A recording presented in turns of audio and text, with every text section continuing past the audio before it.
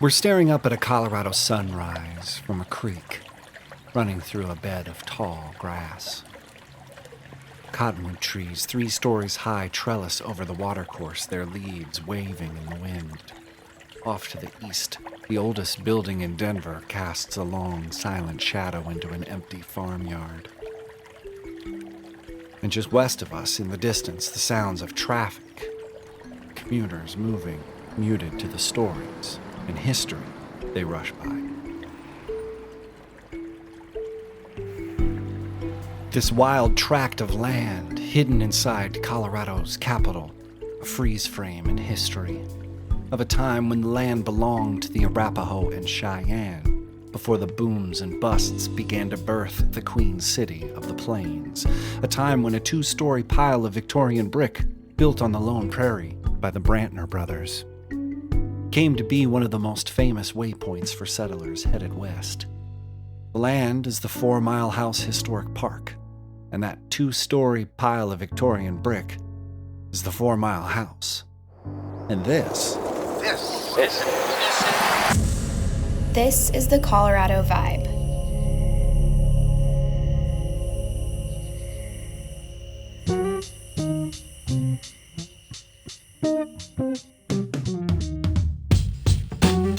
Welcome back to the Colorado Vibe, the mile-high sound experience that allows you to hear the sounds, listen to the locations, and discover the frequencies and folk that define the Colorado Vibe.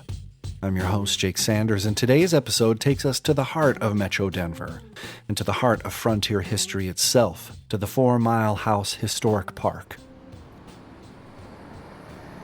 Cars rush past on parkways and boulevards, belying the tranquil 12-acre oasis hidden in the middle of the city. The dirt is radiating in the summer sun. In the distance, we see heat waves smearing the horizon. You're with me in my 4th grade class on an elementary school field trip in 1991, and we're being rushed into a dark clapboard shack. And as our eyes adjust on the stove belly oven in the center of the room, rising from a black iron skillet like a yellow golden cloud is the most amazing batch of cornbread you've ever seen. Yes, we came to the 4 Mile House from Whittier Elementary to learn about the heritage of the West, frontier life, to see Denver's oldest house to pan for gold in a river, to learn about blacksmithing and raising animals. Sure, the average lifespan for settlers back then was 39. Sure, the living was hard in the 1800s, the territory and weather unforgiving, the land a harsh mistress. But really, looking at the cornbread, I remember being convinced that I would totally survive back in the day, as long as they kept the cornbread coming. Maybe it's the naivete of good times, but the reality is, settlers, 4 Mile House, the Western Passage, the gold and silver rushes, and the resultant cycles of boom and bust that forged America and led to the founding of Colorado's capital, all of this wouldn't have taken place if it wasn't for the optimism of brave souls, like Samuel and Jonas Brantner, curious to lay down a legacy, to see where the next chapter of life would take them. Today we talk about education, wilderness, and why it's important to dole out the historic narratives, and cornbread onto the next generation. After the break, we'll learn more about the Colorado Vibe of 4 Mile House. We'll be right back. The Colorado Vibe continues, but first, a word from our sponsor. Since 1977, the Colorado trial attorneys of the Swire Law Firm have helped our clients seek justice when they've been injured. I'm Rob Wilhite, athlete, trial attorney, father, and partner at the Swire Law Firm. We're proud to put on the Colorado Vibe podcast because we know that serving the Colorado community is about connecting and listening, just as much as it is about seeking justice for our clients. There really is no difference between one lawyer and the next. We all have access to the same case law, but we might not all be equal in the same way we serve and listen to our clients and lead them to successful results. On my runs, I'm always listening to books, podcasts, concerts, music, or just the sounds of nature. So thank you for listening, and until next time, This is the Colorado Vibe.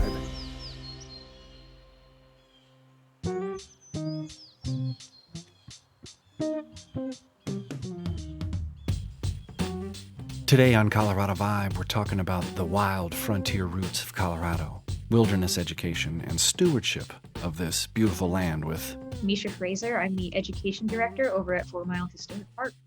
Let's start with the questionnaire. What does sound mean to you at your job? At my job, it's another tool that we use to teach and that people can use to experience our space. We have the natural sounds. We have a lot of those going on. Even though we are in the city, we have 12 acres of land, and you can feel pretty out in the middle of nowhere out here and really hear the nice natural sounds of birds and our farm animals and other little things going on. But also, the sounds of people coming out here and exploring and having quiet conversations or being very rowdy and playing. That is a big part of what we do. I love that. And so speaking to, particularly to that, how does sound manifest through your day as you're walking through, doing your job? Yeah, so I spend most of my job inside, but I go outside occasionally on the park, and I tend to notice when switching between the inside and the outside, the changes. Inside is, we have the hum of all the electronics that we have in our office. So the big old printer and my laptop and the air conditioning humming away. Pretty quiet. Everybody's really focused on their work. We have a really small staff. But when you go outside, it can still be quiet, but in a different way. You can hear the wind in the trees and the lilac bushes. You can hear the birds singing. You can hear the Cherry Creek if you go over close enough to it. People that are walking on the trail.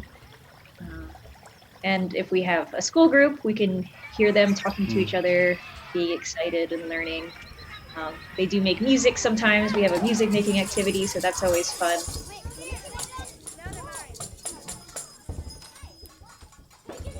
What's one sound you could listen to all day, like a favorite sound? My favorite sound is distant thunderstorms.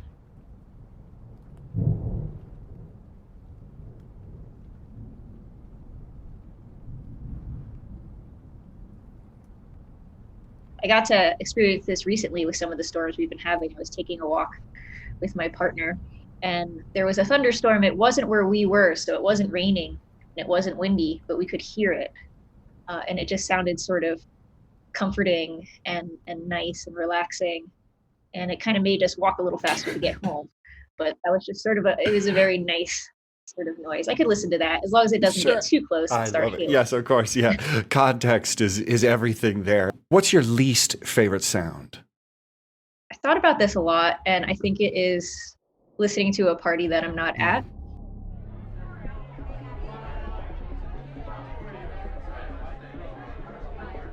No, it's that feeling of missing out, but it's also, I don't know, there's something, I like going to parties, I like going to loud events and having a great time, but if you're not there, you start to feel like, oh gosh, it's 10 o'clock, when are you going to stop yelling? When are you going to go to bed? So that can be kind of annoying after a while. I totally hear you. If you had to pick one sound to represent the state of Colorado, what would it be to you, Misha? I think it's the sound of running water.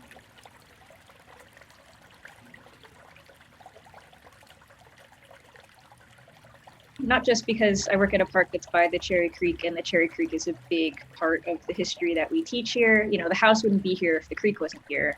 The Native American tribes wouldn't have camped here if the creek wasn't here. There wouldn't have been people in this area if there wasn't water. So that's important. But it's also, a very metaphorical sound. It's very soothing and it's very natural, and it makes me think of Colorado. As a dry state, I think we notice water more, and we understand its importance a bit more than places that are very damp and have an overwhelming amount of water.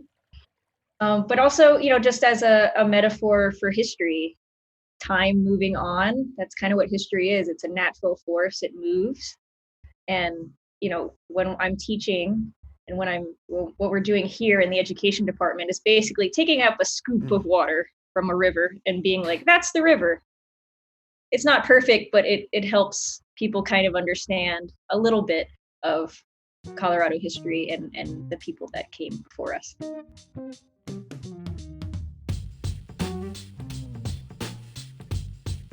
For links or show notes, visit our website or follow us on social media, and be sure to rate, review, and subscribe to the Colorado Vibe on Apple Podcasts.